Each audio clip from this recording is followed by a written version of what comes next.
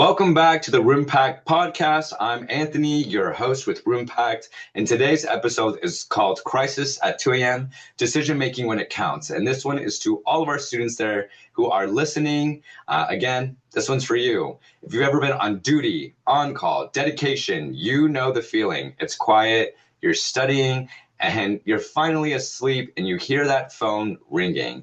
Today, we're going to talk about those high pressure moments, the ones where residents, safety, and policy and your leadership all collide at once. I'm joined today by a very special guest, Zhané, a full-time housing professional who has supervised countless duty rotations and supported RAs through emergencies, conflicts, and crises.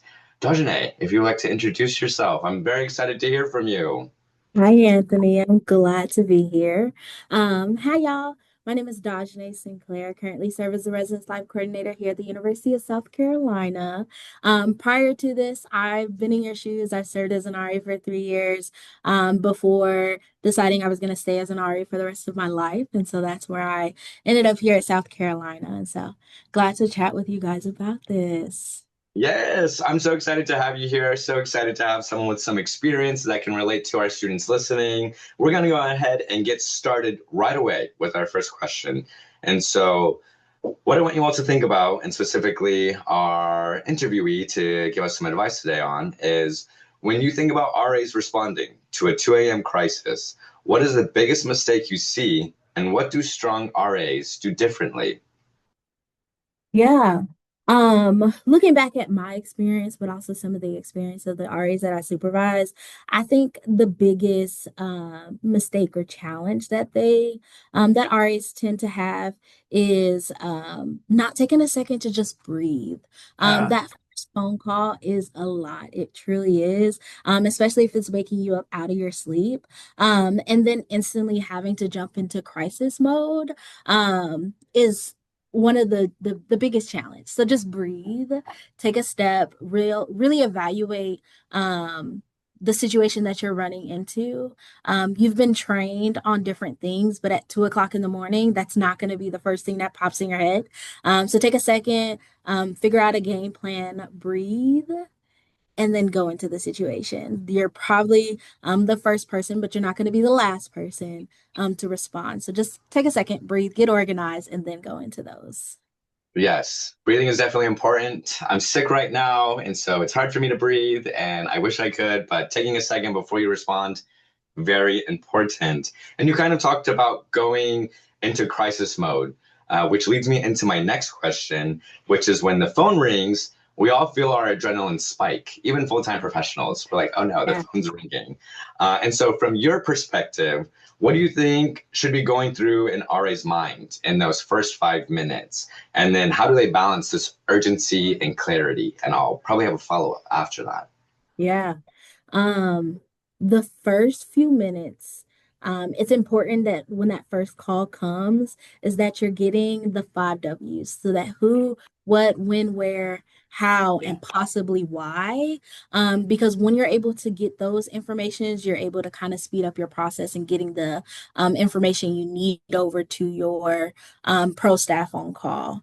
And so slow down, get that information, and then proceed. So again, your adrenaline is going to be going, but if you can get the who, what, when, where, why, and how on that first call, the first time, you will be in a good place. Mhm. And then what does it mean to slow down to speed up in a crisis response? Oh, yeah. Oftentimes we feel like we need to get there instantly.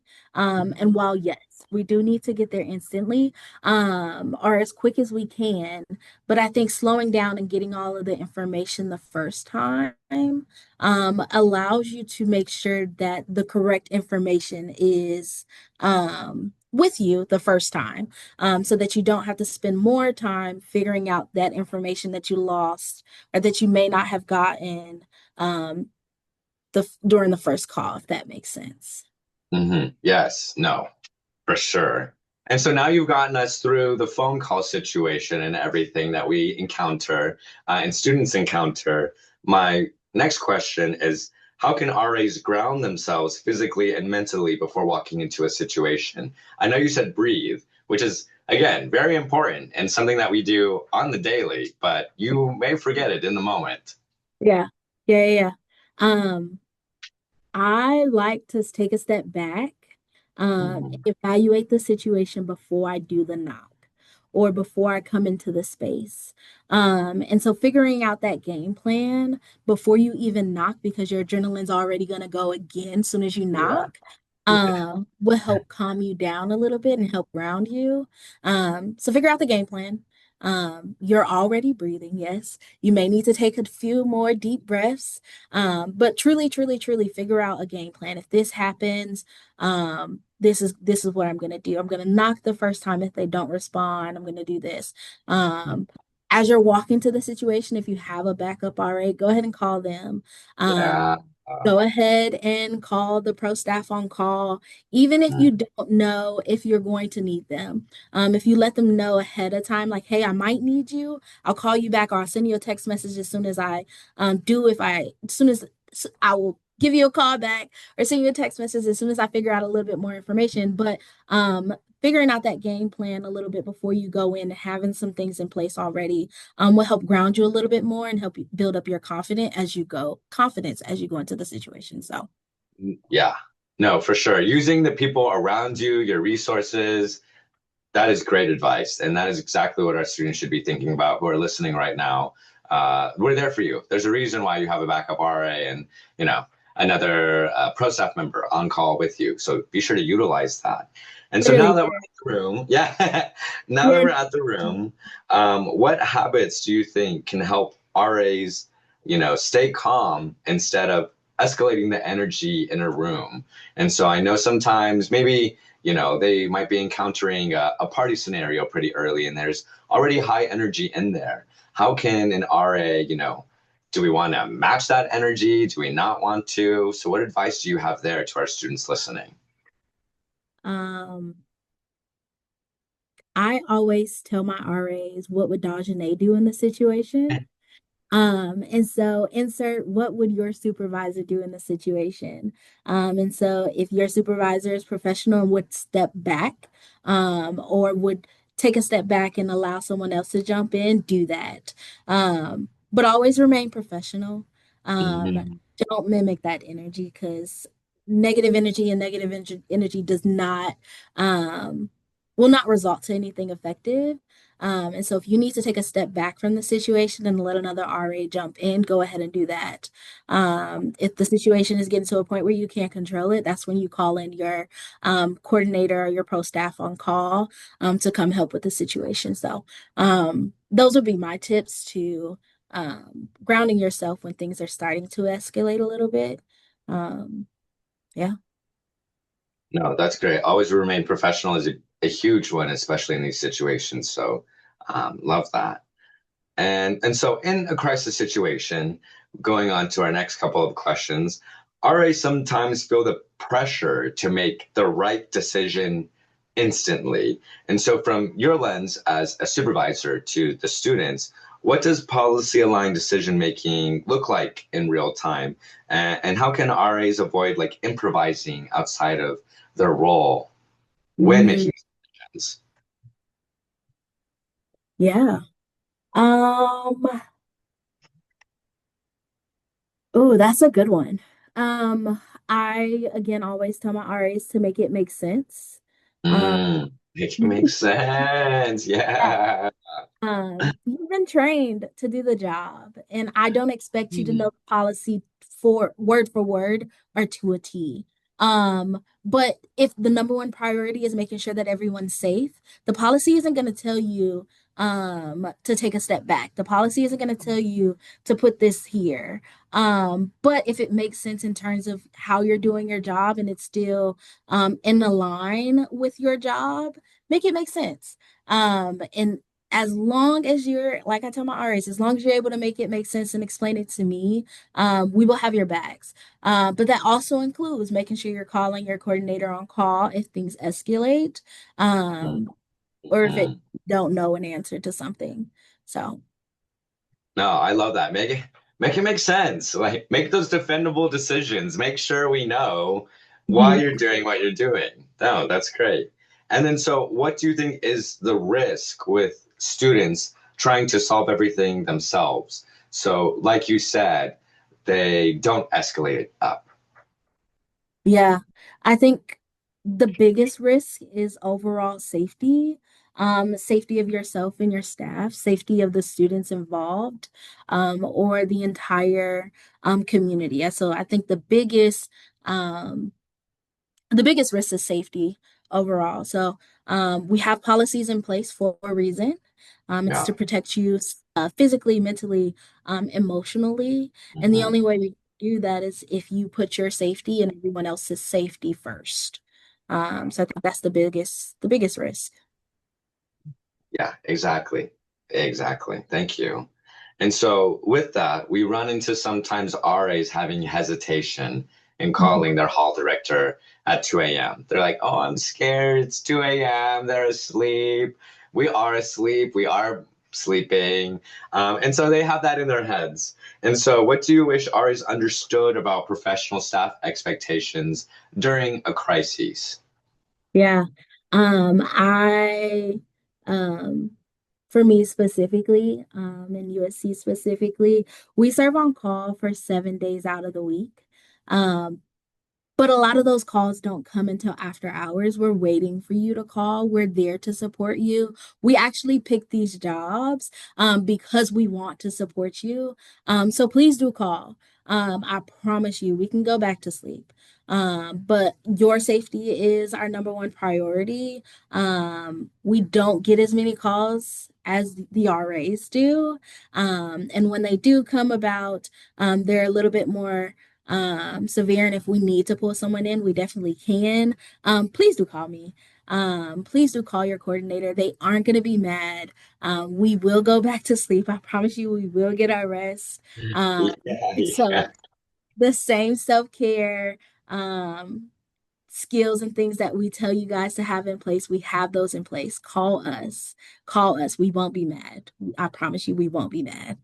Agree. Yes, exactly. And for our students listening, some good reflection is, do you wait too long to call because you want to prove you can handle it? Are you scared? And these are good conversation topics to have with your supervisor to figure out, you know, this is how I'm feeling before I call you, and what strategies can you build with your supervisor to maybe address a couple of those things. But Tajane, that was great. So thank you.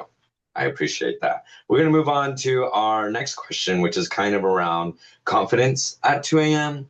And how sometimes it just doesn't magically appear, Yeah. as I've alluded to.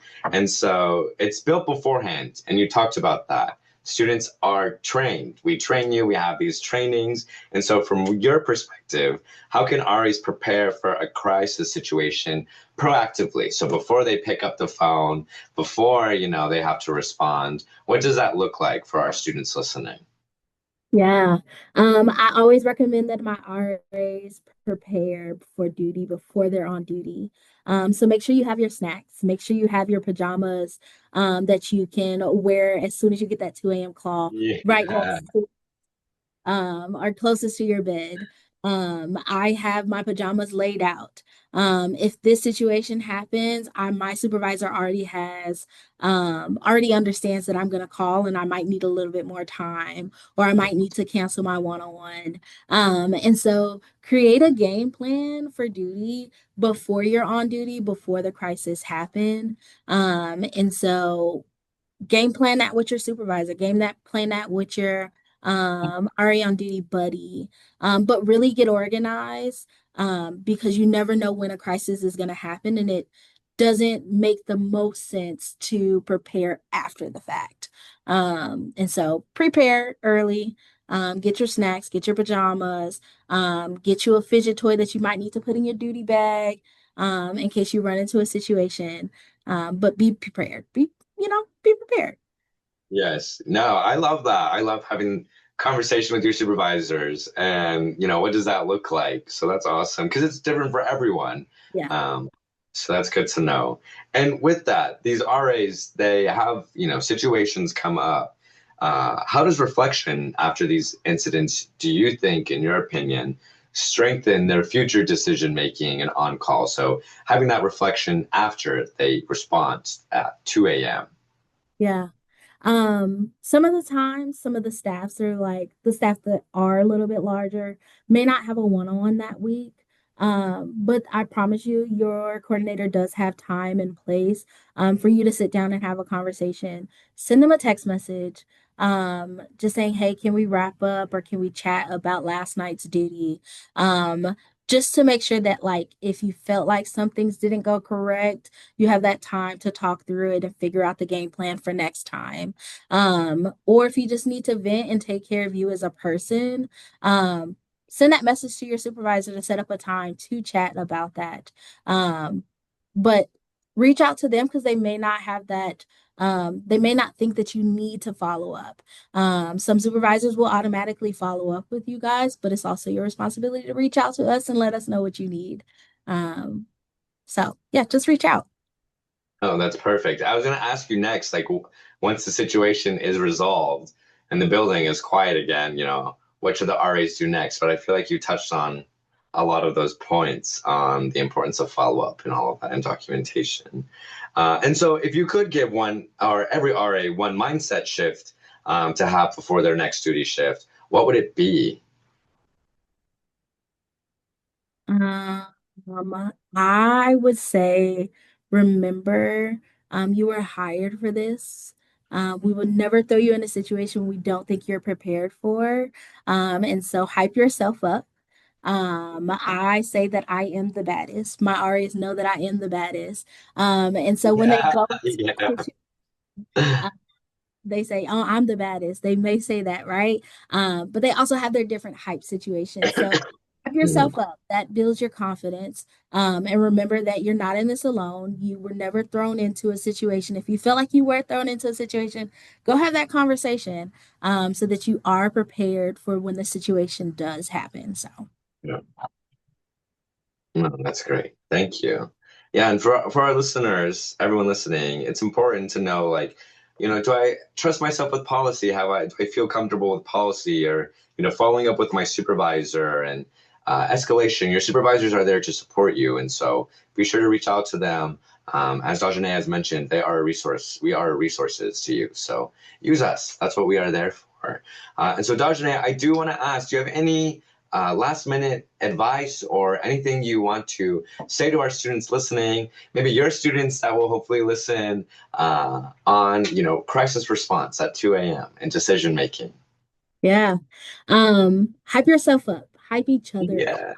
Yeah. Continue being each other's support systems because you guys know what your peers go through, and you guys are probably the only people that understand that.